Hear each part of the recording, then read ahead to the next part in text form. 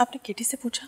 ये सब करने से पहले एक बार उससे भी बात कर लेती तो अच्छा होता। मैं उसकी, वो कहे ना कहे, लेकिन उसके दिल का सूनापन मेरी नजरों से नहीं छिपता। वो अपने बारे में ना सोचे, लेकिन मुझे तो सोचना होगा। और अब वक्त आ गया है, उसे अपनी जिंदगी में आगे बढ़ना होगा। और फिर ये लड़की बिल्कुल एक मेहमान की तरह आएगी। सिर्फ और सिर्फ अगर केटी उसमें दिलचस्पी दिखाएगा तो बात आगे बढ़ेगी। और ये बात मैंने लड़की वालों से बिल्कुल क्लियर कर दी है कि फाइनल डिसीजन केटी का होगा। इस बात के लिए केटी?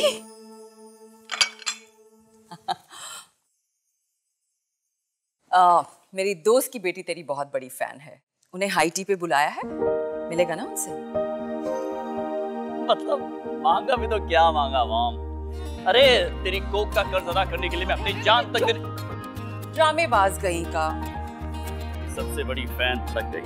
सॉरी मॉम, लेकिन मेरे फैन से दिन में तो क्या रात में भी मिलने को कहेगी तो मैं तैयार हूँ। बस वो जब आ जाए मुझे बुला दे। I love you. Bye bye.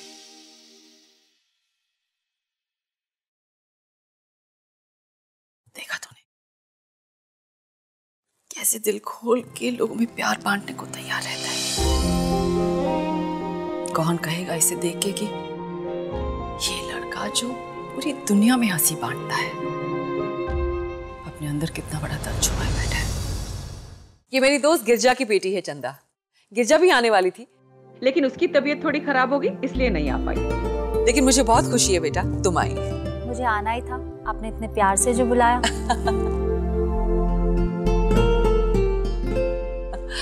केटी, इनसे मिल।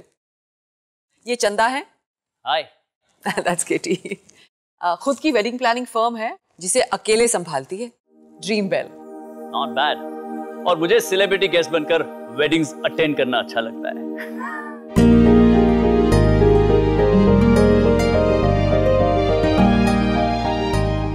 केटी, क्यों ना तू चंदा को अपनी वो फिल्म पोस्टर वाली वॉल दिखा ले, जब तक चाय वगैरह भी आ जाएगी। Yeah, I'd love that. I'm a big fan. Fans के लिए तो जीता हूँ, ये नहीं कहूंगा कि उनके लिए मरता हूँ, क्योंकि कलाकार कभी मरते नहीं हैं। This way, please. जाओ बेटा। Thank you.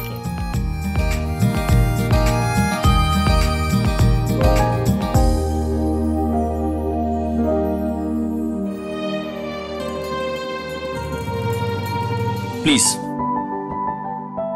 ये है माय रूम।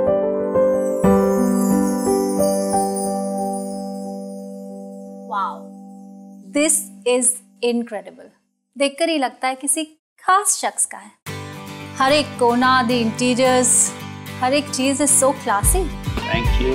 बस दिल को जो पसंद आया इस कमरे का हिस्सा बनता चला गया। इंटरेस्टिंग। ये पोस्टर वॉल था।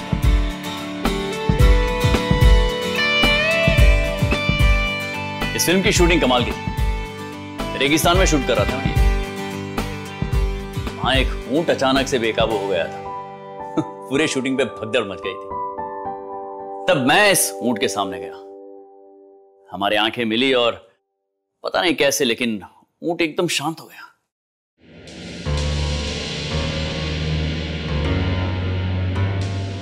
Star power, I guess. You know what? सब कुछ परफेक्ट है इस रूम में, सिवाय उस कबर्ड के। I mean, you know, आपके टेस्ट और पर्सनालिटी को सूट नहीं करता। Too simple. ये तो लव एट फर्स्ट साइट है, थी किसी और की, लेकिन इसे मैंने पहली बार देखा और इसकी सादगी में छिपी खूबसूरती सीधे दिल को छू गई। बड़ी मुश्किल से मिली है। तो क्या इस कमरे में एक ही ऐसी चीज है जिसकी खूबसूरती आपके दिल को टच कर गई?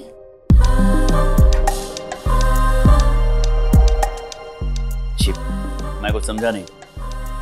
अब आइए ना, पोस्टर वॉल दिखाता हूँ। पोस्टर्स तो देख लिए, अब फिल्म दिखाइए। प्लीज, अकेले हैं हम यहाँ पर, खुलकर बात कर सकते हैं। ये इनोसेंट होने की एक्टिंग करने की कोई जरूरत नहीं। मुझे टू द पॉइंट बात करना पसंद है। यहीं पर क्लियर कर लेते हैं और नीचे जाके अपनी फैमिलीज को बता देंगे। क्या क्लियर करना है, क्या बताना है, मैं कुछ समझ नहीं पा रहा हूँ आप क्या कह रही हैं। हमारे रिश्ते की बात। हमारा रिश्ता? ये एक्टिंग करना बंद करो। I like you. पसंद हो तुम मुझे। Smart, handsome, classy. और मेरे बारे में भी तुम ये कह सकते हो, सुंदर हूँ, स्मार्ट हूँ और किसी भी लड़के को एक बार में पसंद आ जाऊँ इस लायक हूँ। एक मिनट देखिए, आपको शायद कोई मिसअंडरस्टैंडिंग हो रही है, ऐसा कुछ नहीं है।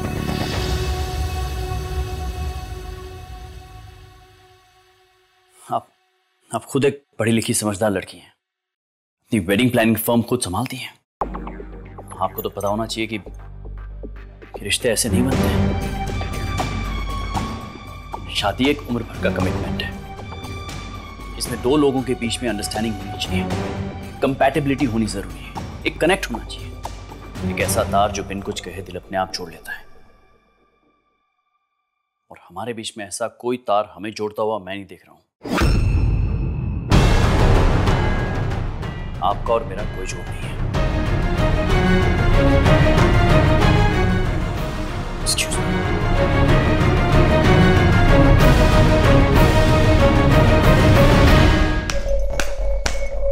How dare you?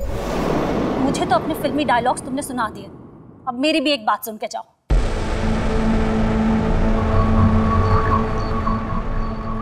तुम होते कौन हो मुझे रिजेक्ट करने वाले? देखिए, बात रिजेक्शन की नहीं है, आपको जो मिसअंडरस्टैंडिंग हुई थी। मिसअंडरस्टैंडिंग मुझे नहीं है, तुम्हें अपने आप को लेकर है केटी। Compatibility, connection. और शट अप केटी, तुम जानते हो इन बातों का मतलब क्या होता है?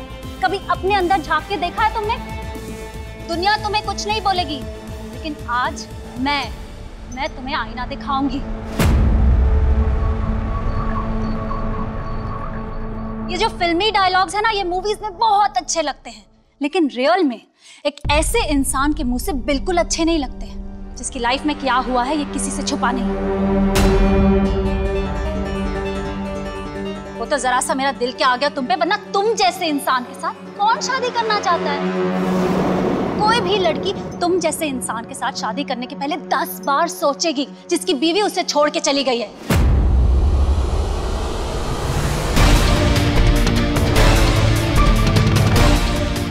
Who knows? इसी में कोई कमी हो? अगर मैं गलत कह रही हूँ तो बुलाओ अपनी लाइफ पार्टनर, अपनी वाइफ मिसेस टिब्रेवाल को, उन्हीं से पूछ लेते हैं कि तुम्हारी शादी में कितनी अंडरस्टैंडिंग थी।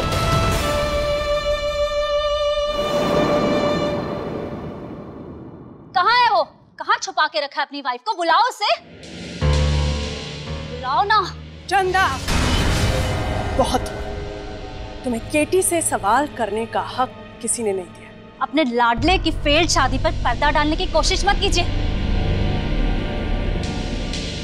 आपके मुंह पे किसी ने आपकी इज्जत की धज्जियां नहीं उड़ाई ना, लेकिन पूरी दुनिया जानती है कि केटी की बीवी शादी के 2 साल बाद ही अपने आशिक के साथ भाग गई थी।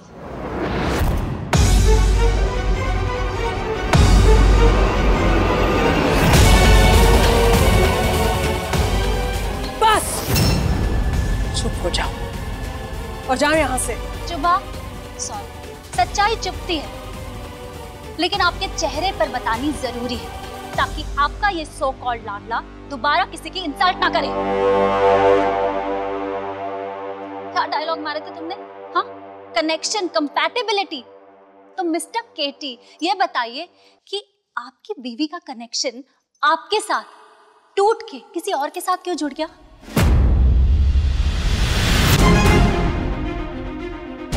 पकड़ के नहीं रखा था क्या ठीक से? बोलो, am I wrong? और क्या रीजन है कि बीवी के जाने के 20 साल बाद भी कोई लड़की तुम्हारी लाइफ में नहीं आई?